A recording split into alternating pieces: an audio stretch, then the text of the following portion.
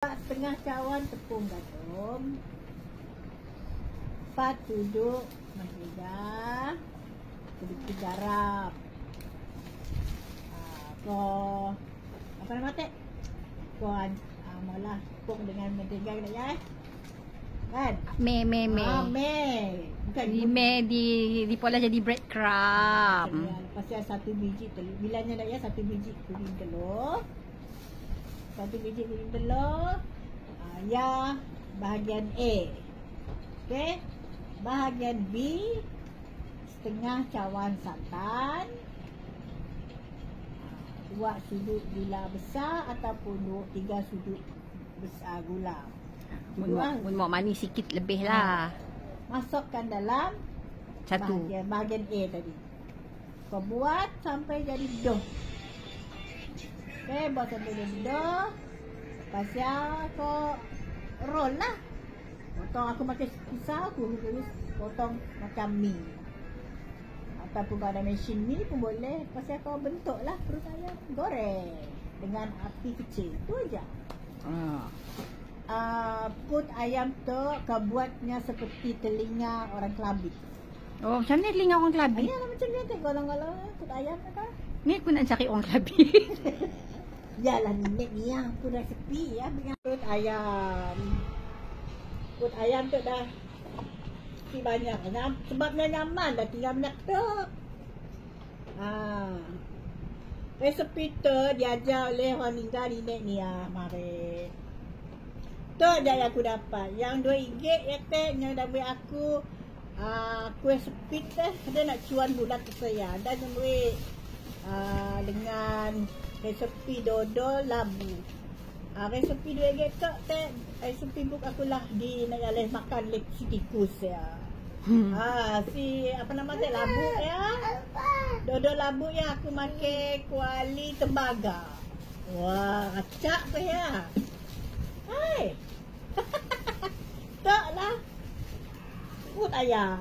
Nang sedap. Sini kau nak cari. Goncang. Ni. Nang sedap. Bila makan nang sedap. Nang sedap. Oh, kuih orang lama mari. Orang kini tok ni yang murah macam tok. Tok original aku sip makan mesin. Aku makan main iris panjang, kita ngolah mi bulat kan. Jadilah macam tu perut ayam. Kacak sih bentuknya. Nyaman. Perut ayam ke perut manok? Ayam manok pun sama. Ayam kata kita, manok kata kita, ayam kata dalam bahasa lah. Apa lagi nak di challenge ke bahasa? Apa lagi? Apa nama kau teh? Pintu lang,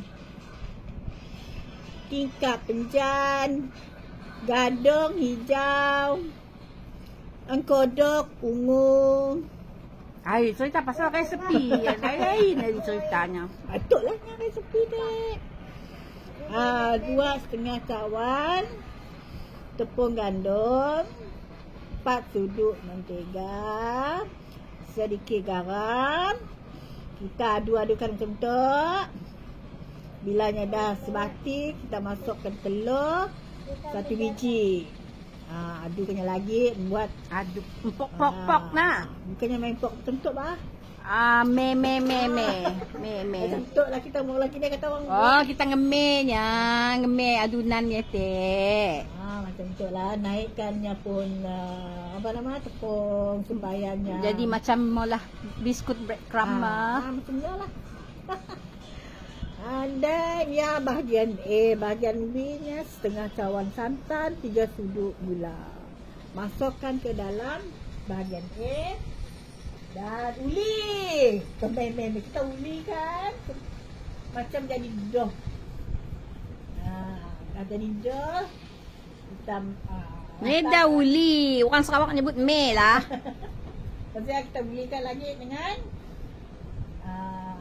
uli roll kan, kita hiris dengan pisau. Aku pakai pisau.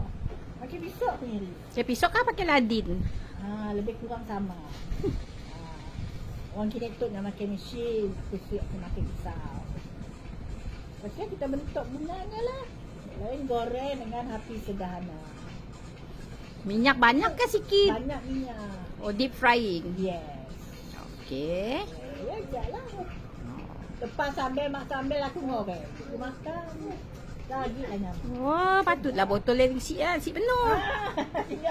Tinggal jatuh. Kayaknya dengan anak orang makan. Okey, ada lebih lagi sikit. Aku akan coba lagi. Okey, ya je. Assalamualaikum. Waalaikumsalam. Gambar panjang, tebal.